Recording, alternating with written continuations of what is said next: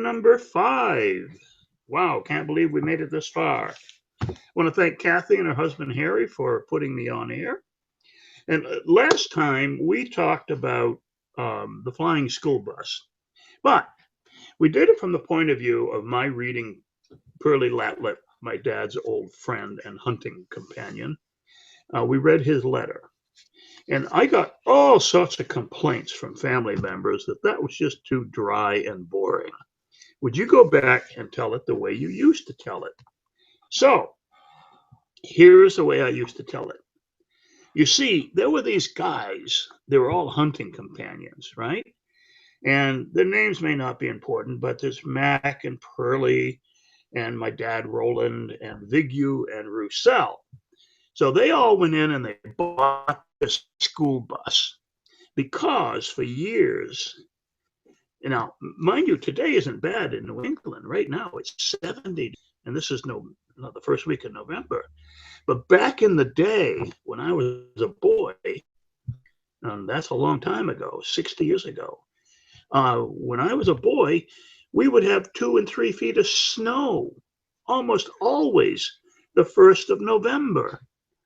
So basically, what happened is these guys put up a great big bivouac tent in a great big old ancient gravel pit up in Township 19, referred to as T19. And up in T19, there was Round Pond, and the Machias River flowed into that, and the Northern Brook, and it extended way back up past massive swamps, vast areas of country we hunted. And so after a number of years of putting up a bivouac tent and having a stovepipe in the middle of it and a wood stove and freezing to death, these guys thought, huh, there must be a better way. And so they thought they'd build a trailer. Nah, and tow it up. No, that wouldn't do it. And a school bus became available, a 1940 something school bus, and one of the big long stretch buses. And so they thought they'd buy it. So they all chipped in money and bought it for $100. Now it took 5 guys to go in on this to buy it for $100 because money back in 1950 was different than money today. And I remember them getting together around our kitchen table, planning the trip each year, and just coming up with a grub stake, $35 a piece, was a big deal. That was a lot of money. So anyway, they got the school bus and they fixed it up. They took everything out of it, all the seats and that type of thing, except for a few. And then they put in a kitchen table and they put in 6 bunks, put in a wood stove and a gas stove combination kind of thing, and outfitted it just like it was a hunting camp. And they drove it up to Township 19, put it in the gravel pit a couple of years. Well, that worked out pretty good, except all of a sudden the engine went to crap on it. And so these guys, all of them with scientific backgrounds and masters and geniuses in mathematics and geometry and all that, all World War II and Korean veterans. And they drove this bus up there.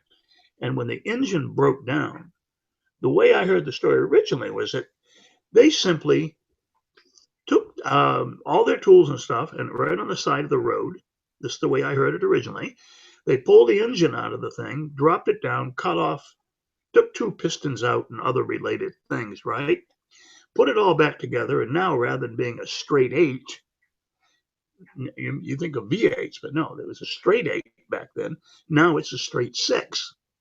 And so the bus kind of rumbles along, and it's just, it's shaking and banging around and that type of thing. And they finally get it up there. Well, what to do next? Well, they wanted this place.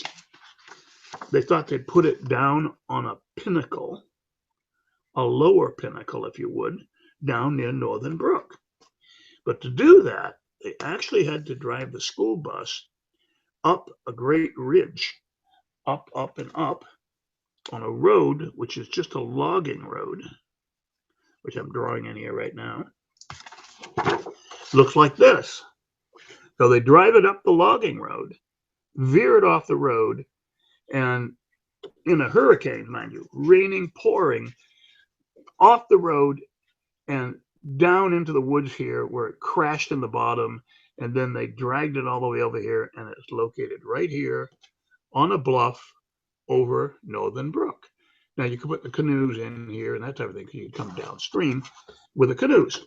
So what was fascinating about that is the pinnacle is really steep. See, look, that's a 15-degree descent, not 30, but 15. And that bus was going straight off the edge.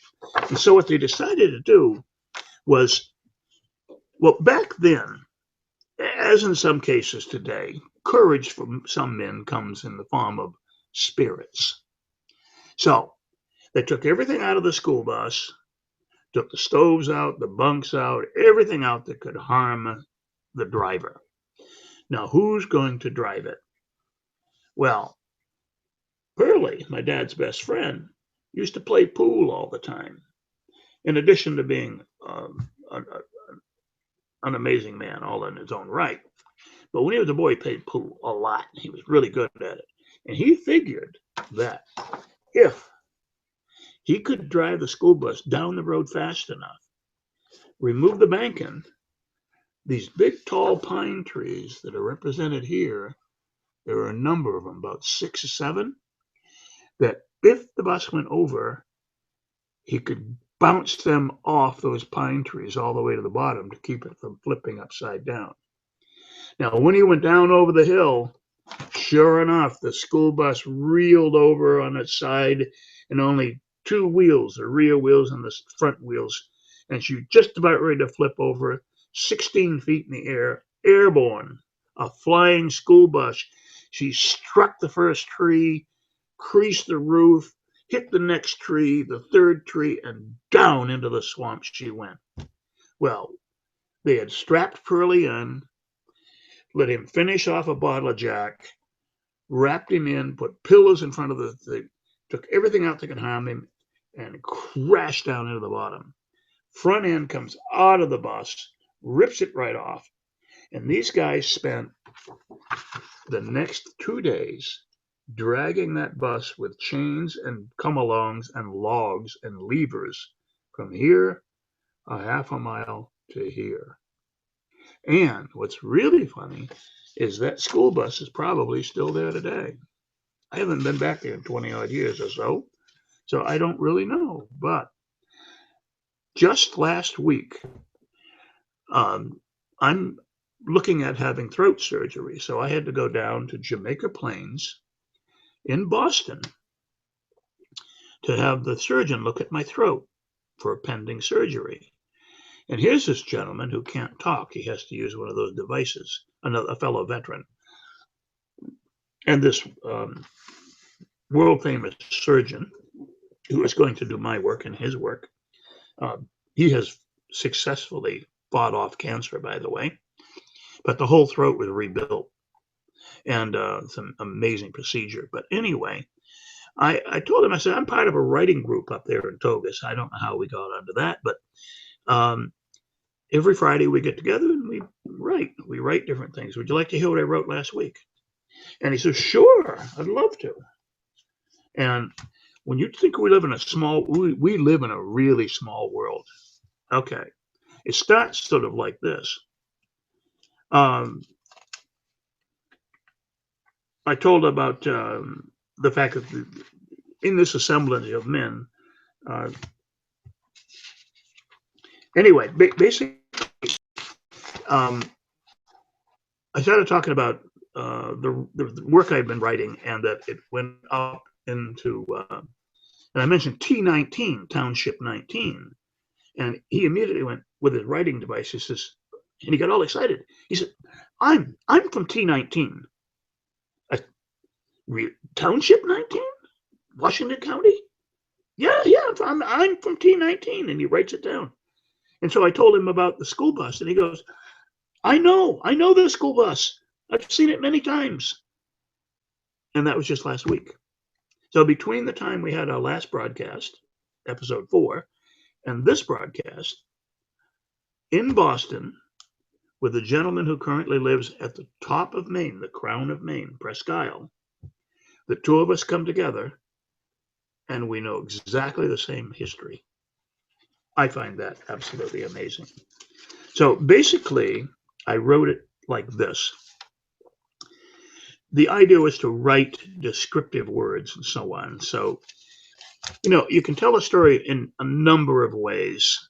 And like I said in the beginning, I would love to be able to, if people see this in the future, to realize how you can change things around to tell a story.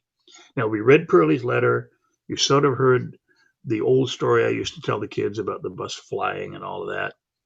And now, in rewriting it as a writing assignment in this creative writing class, it sounds like this. I call it the ancient calling. The star speaks once more.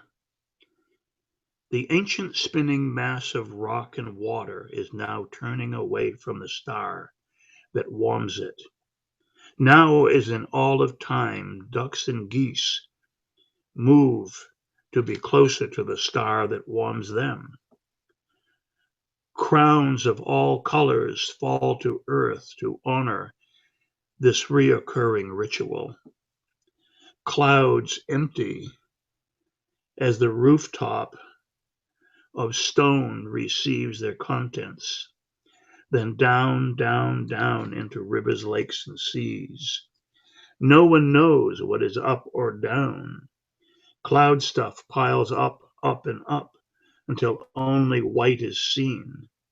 In all of this, an ancient calling is heard once again.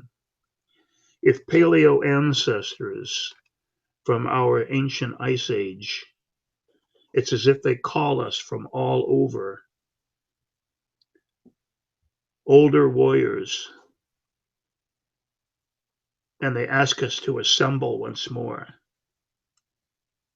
and gather at T19. For food is needed back in the village.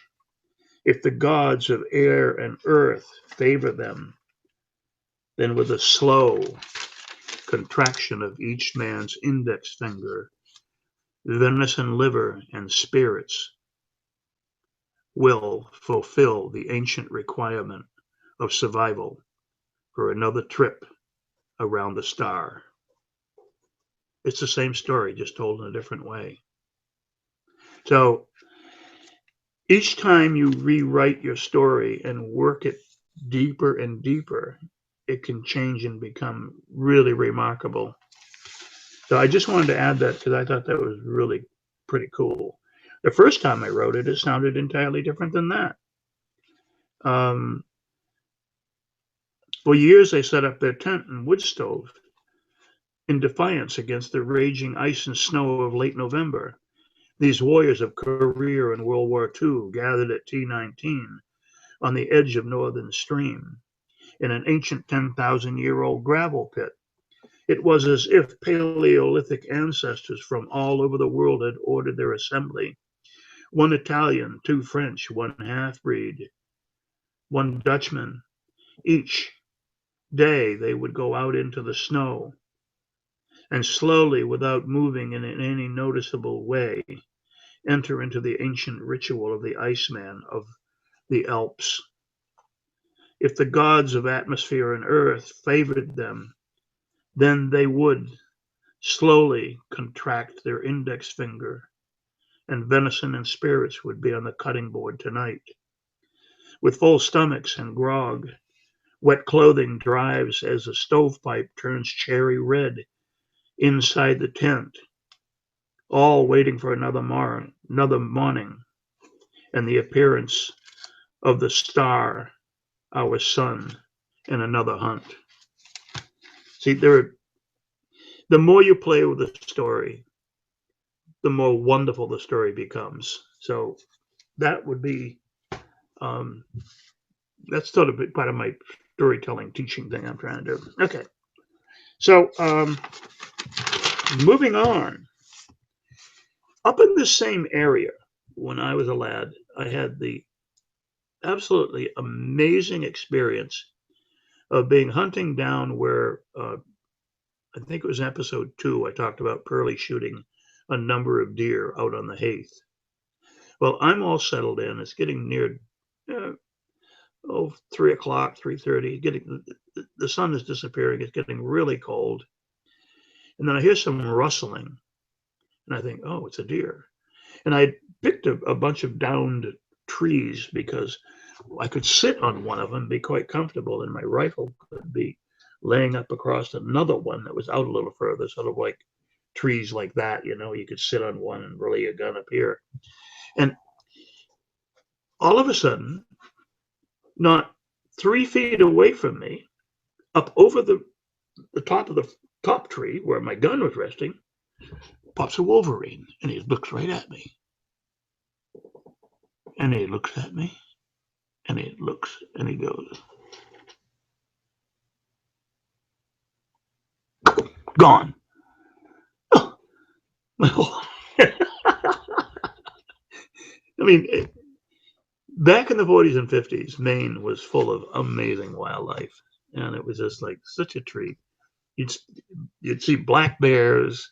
We don't have the big brown bears, but we had black bears and wolverines, and some say, and I still do think that there are some big cats in Maine, not just lynx and bobcat. We have plenty of those, but big cats, pumas. So anyway, also to round out this whole episode thing about hunting, Mac McPherson, who later became the enlisted head of the entire National Guard in the state of Maine, well after all these other gentlemen had died, Mac lived on. Mac kept a logbook for 25, 30 years, probably still today. And every day when they would come back to camp, there would be at least one entry. And even if the entry said, nothing happened today, nobody saw any deer, whatever, uneventful. But they would also mark down when each man's hunt would cross paths with an ancient trapper. And over that vast landscape of hundreds of square miles, this old trapper had these little tiny survival huts that he would build from downed trees and that type of thing, and cover them with moss, and he could get in there out of the elements. And the guy lived basically in the open for years, moving on his trap line across this vast, vast landscape. So that's about the trapper.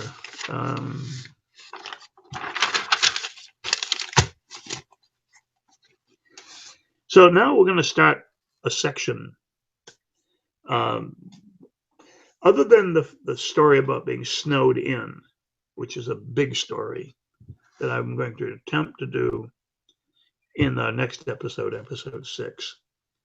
The whole hunting thing has been exhausted. But this story about being snowed in for 2 weeks is an amazing, big, big story. And then there is another story about partridge hunting with my dog Tramp and what that all led to. So there are 2 more hunting stories. But now let's talk about rough water.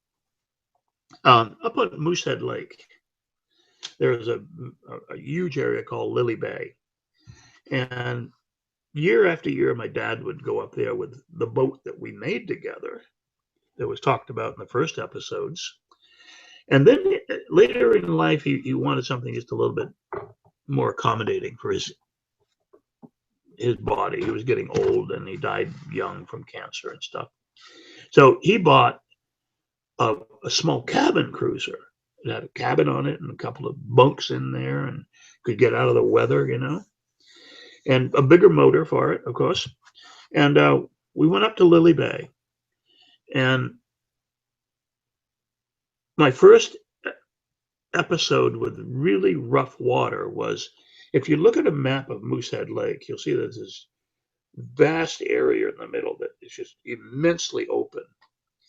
And when you try to go from one place to another, sometimes if you're camping in Lily Bay, you have to go out and cross those areas. And we got just about midway across the lake, and out of nowhere, it's Maine. If you don't like the weather, wait a minute, it'll change, and it can change rapidly.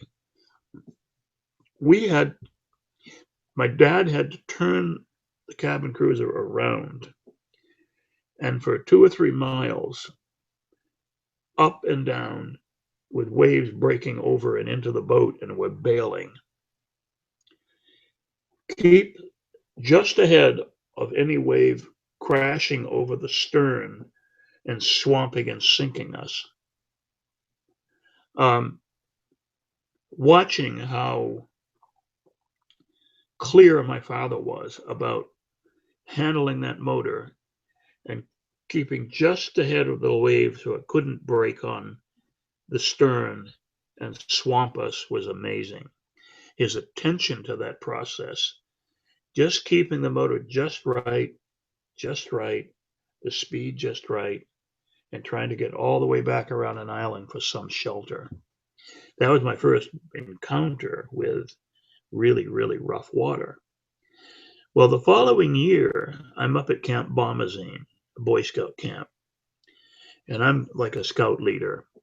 And we were going to have a camp out one night where we used these big cargo canoes, and we would paddle out to a couple of islands that had some tent sites on them. And you had sleeping bags in there and various things. And I think this probably might have been my first, what some people called a heroic moment, I suppose. We got halfway across the lake, and the weather turned terrible. The wind came up, and you had these big long canoes. And even though everyone had on, well, maybe back then they didn't have on life vests, but they should have. Anyway, it turned so rough that you couldn't dare turn the canoe around. We were running straight into the waves when the wind came up, so it seemed fine. You know, the bows crashing into the waves and down, into the waves and down. But if you attempted to turn the canoe around, you certainly would flip it. And I remember people in the canoe. I think there was 5 others that were paddling, all starting to actually cry and to break out in tears. These were young boys and scouts, but they were afraid. And all of a sudden, I took charge of the whole thing. And I said, all right, this is what we have to do. One at a time, each man we're going to keep it going into the wind. And in some cases, you're going to have to paddle backwards. You're going to have to look over your shoulder, but we've got to keep it into the waves. We've got to head into the waves until all of us are turned around, or nearly all of us.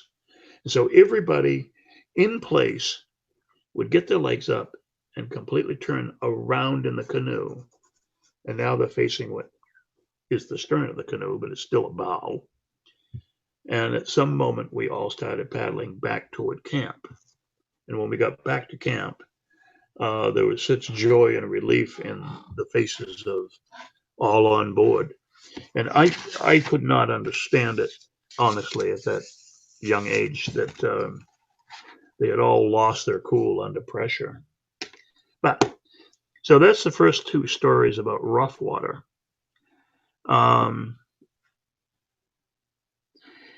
The next rough water story is my dad used to take an aluminum boat, a 12-foot aluminum, probably Pearlie's if I remember right. And we'd take a smaller motor and we'd go down to Pemaquid and Popham, and off the rocks and shoals, we would fish for mackerel. Now, when you fish for mackerel, it was really easy. You put a whole lot of hooks on one line, and you take a piece of white medical adhesive tape and bend it over the hook. And all you do is motor along in the boat and drag it behind you. Well, at a certain time, the mackerel, rather than being out in the deep water, they would get right up near the rocks. So my father was so adept at this that he would run the boat right up on the rocks, sort of like you see these great whales do. And then he would cut the engine and let it come back out, roll back out with the water that had crashed on the rocks. In the meantime, you're also hooking like 4 and 5, 6 mackerel all the same time. So you'd pull the mackerel in, and there'd be like 5, 6, 7, 8 mackerel all on one line. And that's how you could get a really big feed and fill the freezer pretty well full of mackerel in the summertime. We used to do the same thing for striped bass. But now, a few years ago, Edwards Dam, up at the headwaters of the Kennebec River, in other words, where the tide goes in as far as it can go and stops, they built a great big hydroelectric dam there a century ago. Well, they removed the dam about, I don't know, 10 years ago. Dan was there with me when he was in college, so that might have helped date it here. So, my nephew Dan. So, I remember we used to put the boat in the Kennebec, and back then we were fishing for entertainment because the Kennebec River, that now has great celebrations about its clean water and all sorts of things like that, back then was an open sewer, literally a sewer. And you had a reel and some fishing line that was devoted to fishing on the Kennebec because there was so much oil and toxins and PCBs and grit and human waste. The river was filthy, but it used to have great big stripers, 20, 25 inches long and bigger. And so we'd take and put the boat in and head up.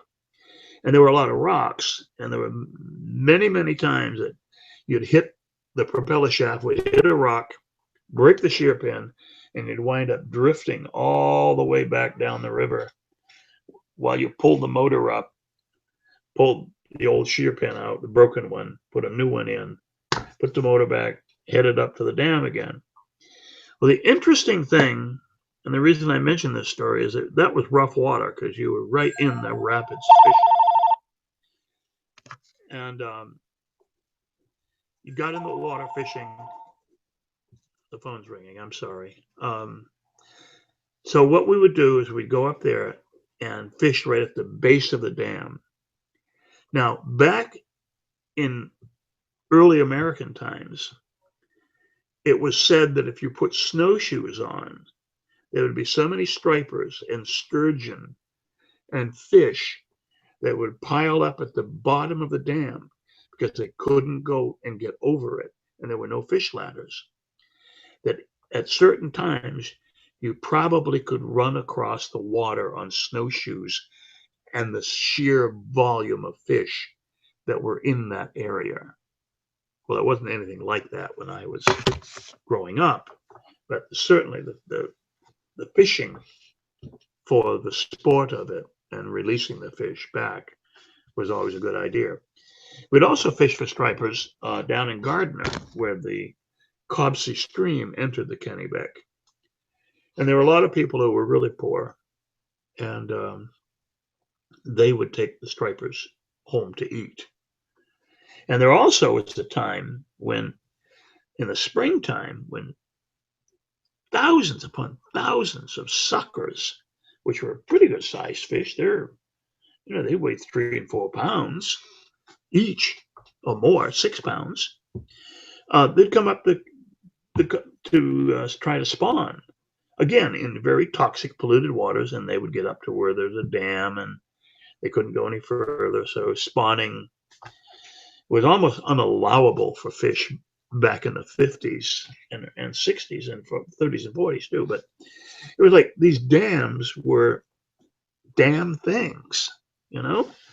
So I remember being up there with Pearlie fishing with him one night, and he said, "So, Roland, I want you to imagine that you're a dad fish, you know, and you and your wife fish, I was a boy, are swimming up and you want to have kids, and you get to this dam and you can't get over it. And if you can't get over it, you can't have kids." And boy, that really stuck with me. The idea that we would build something that would mean that other species on Earth could not reproduce.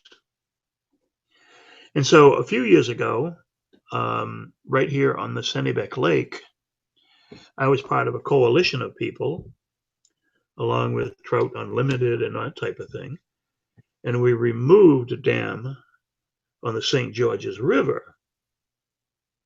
Now, dams have been removed on the Penobscot River and almost all the great rivers in Maine. Not all of them, but there are hundreds and hundreds of miles now of clean, open river water in Maine because enough people felt that way.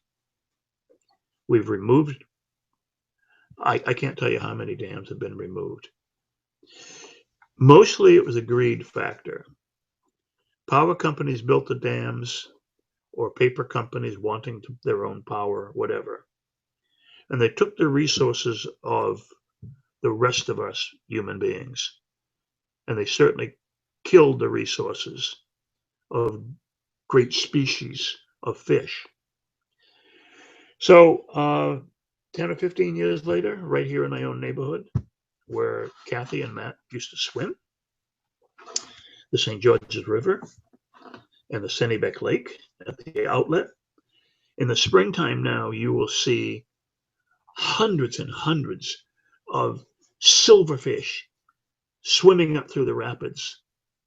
And we removed the dam and put in an interesting ford based on a ford that I had seen from aerial photography deep inside Russia when I was in the intelligence agency. Because sturgeon to them in Russia, that was a very important resource. So they made sure that their fish could get up to the headwaters of their rivers to lay their eggs. In this country, we didn't seem to care so much about that. No, I'm certain that Russia also has dams that block the way. But seeing something in your work as a young sailor and being able to carry that with you as information and getting together with a coalition of people and creating a brand new sort of water barrier that allows fish to go all the way. We retain the size of the lake exactly where it was before. Remove the dam that did that, but now because of the way we designed it, fish are allowed to swim all the way to the headwaters of the St. George's River. And that means that now we have bald eagles, and we have osprey, and we have otters, and all these creatures that weren't here before because you'd removed their ability, the ability of a species of fish to do what Mother Nature wanted them to do. So anyway, rough water. You might say that most of the fish were in rough water too for a long time.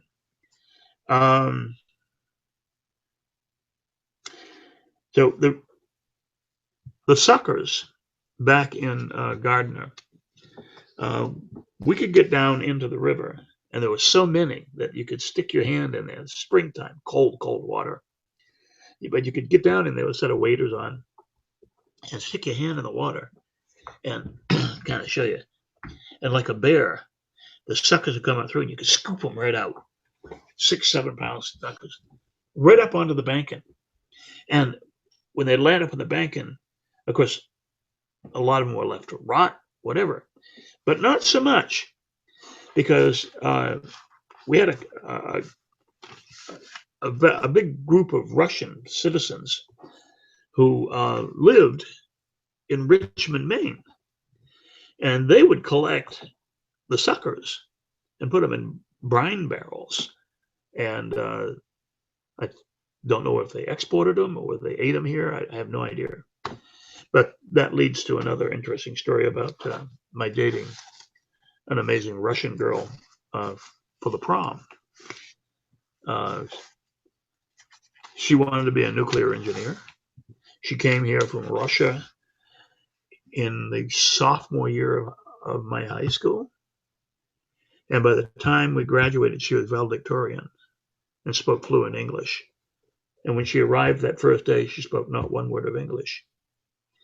Her parents insisted that she dress traditionally and hair up in a bun and all that kind of stuff.